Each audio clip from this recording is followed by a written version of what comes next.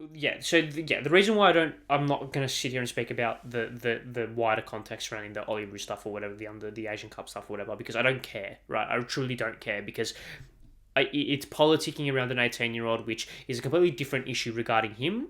It doesn't involve him because it's not just him. It's Valpardo, it's Sakati, it's Robertson, it's everyone that has had issues with being called up or not being called up, and that is a Graham Martin issue. It's a Football Australia issue that we could probably have a conversation about at a different date. Regardless, the conversation I want to have around Irankunda is the fact that maybe I'm going to be a little bit hypocritical here, and I think I am.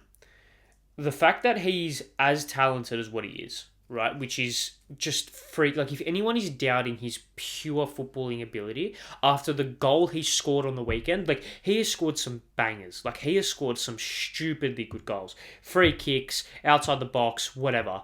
That goal that he scored against MacArthur on the weekend is probably one of the best he's ever scored. That goal, to hit it with that power, that accuracy, so far into that corner from where he was, is just stupid. Like, it is stupid. And that is probably one of the fact that that goal isn't being spoken about as, oh my God, this is his best goal ever, how good is his kid? The fact that he's got goals that are probably better than that, or at least more flashy than that, shows his just how good he is, right? So we need to start speaking about him being an elite talent more often. I'm not going to say elite footballer because he's not that yet, but he has the talent to become elite footballer. He's gone to Bayern Munich, right? He's gone to Bayern Munich, and the reason I'm having this conversation now is because this was his final home game, or his final game in front of his home fans, assuming Adelaide don't... I don't even think they can even make finals and be in a position where they can host a final. I don't think. They've got 10 points to make up in 3 games, so they can't. This is final... Actually, no, because it's a two-legged thing. Regardless, I'd be shocked if they played finals, if Adelaide played finals. So this was his final game in front of his home crowd, hence why the conversation's happening now. He's gone to Bayern Munich, and a lot of people are questioning that move, looking at Garan Qual, for example, and looking at people like Daniel Arzani and Marco Tilio, who have had failed careers in Europe after making the move at such a young age. Now, this is different, I'll tell you why. Because Nestory Irankunda is better than all 3 of those players, right? And I'm a Melbourne supporter who has fallen so drastically in love with Daniel Arzani over this season. Like, I love that guy so much. If he had a left foot, he'd be the best footballer in the world. But that's besides the point. Nestory Irankunda is better, right? And was better at their ages, at their respective ages. He has everything.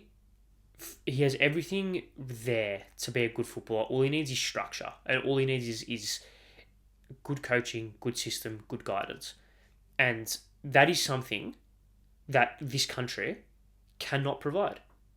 Cannot provide. This country cannot provide the good enough guidance, structure, leadership, education, whatever, to make good talents into elite footballers.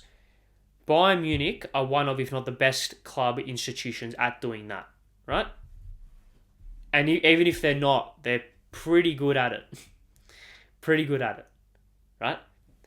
He obviously won't be playing first-team football. He's not going to be lining up in the Champions League next season. He's not going to be playing alongside fucking Sane and Mane and all these players next season, right? Mane, is he still there? I don't know. Regardless, he's not.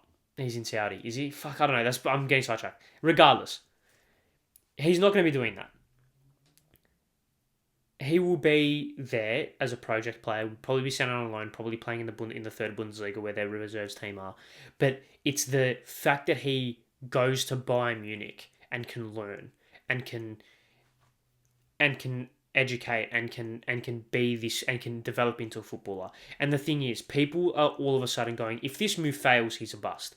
If this move fails, he will float around Europe, come back to Australia, no one will care about him. He's going to Bayern Munich. It's not like he's going to bloody Leyton Orient, right? I love the O's, by the way. It's not like he's going to Leyton Orient, where if he fails at Leyton Orient, he's going to be playing non-league football in England, and then he's going to be floating around in obscurity. If he fails at Bayern Munich, he'll probably go to like a championship club or like a League One club or that relevant kind of tier in football, And then if he smashes it there, he can be playing lower tier Prem football or the equivalent of that around Europe. And that is a very good career. Like, that is a very good career. Do we all of a sudden expect Nestory Irankunda to be the best footballer in the world? No. And if you do expect that, then you've got rocks in your brain. You do. Because despite his talent, we've seen so many players with talent, like I said, Daniel Alzani, Mark Attilio, Garen Qual, are perfect examples of when talent doesn't necessarily mean instant impact and all of a sudden they're world beaters as soon as they go to Europe. They might fail. You can call Garen Qual's move to Newcastle so far a failure. He's still playing at an elite level in Europe. You can call Daniel Alzani's move to Celtic a failure, or Tilio's move to Celtic a failure, or whatever, right? But they're still playing at relatively high levels. Like, Daniel Alzani probably, if the World Cup was happening this off-season, Daniel Alzani's probably going. He's probably going. And if you play at a World Cup, I'm sorry, you're not a shit footballer. You're not a shit footballer. That's just how it works, right? So the talk and the overestimation of the player that Nestory Irankunda immediately has to be really frustrates the shit out of me because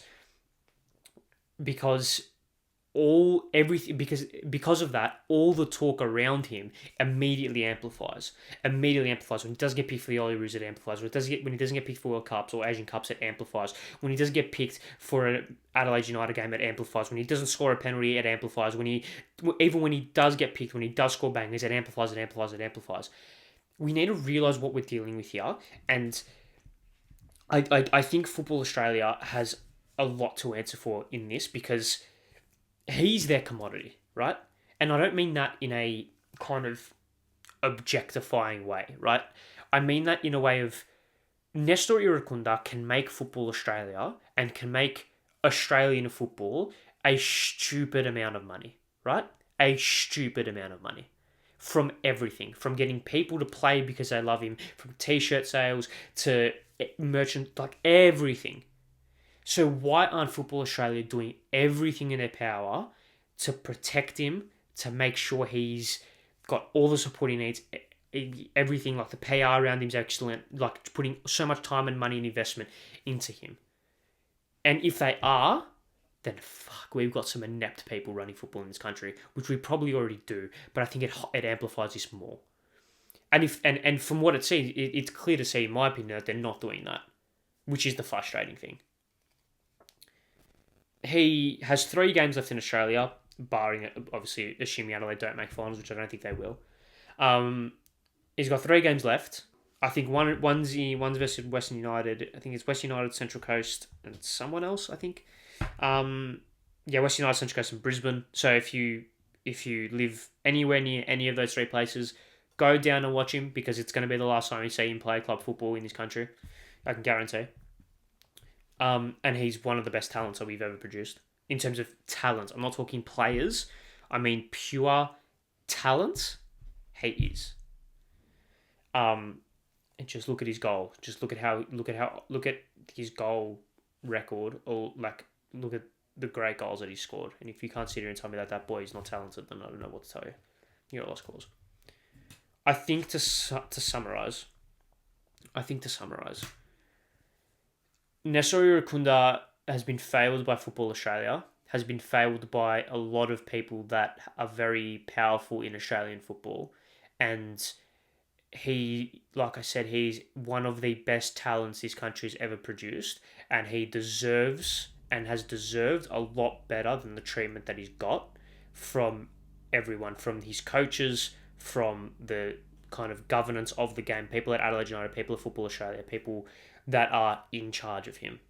I think he's been treated well in some instances, he's been treated poorly in other instances, but I think on a whole, we're going to realise in a couple of years what we had and how much we could have nurtured him a little bit better and gotten more out of his talents.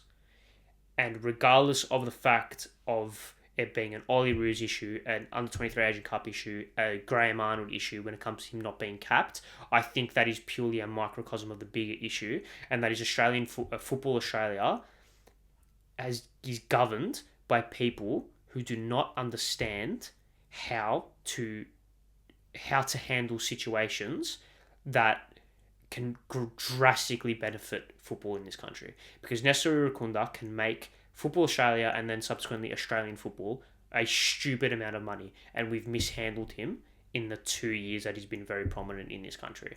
He's got 3 games left. He'll leave, go to Germany, and I can guarantee you, in 5 years' time, when he's banging them in for a top 10 in Europe, we're going to sit back and go, this was great and all, but when he was here, we treated him like shit for whatever reason.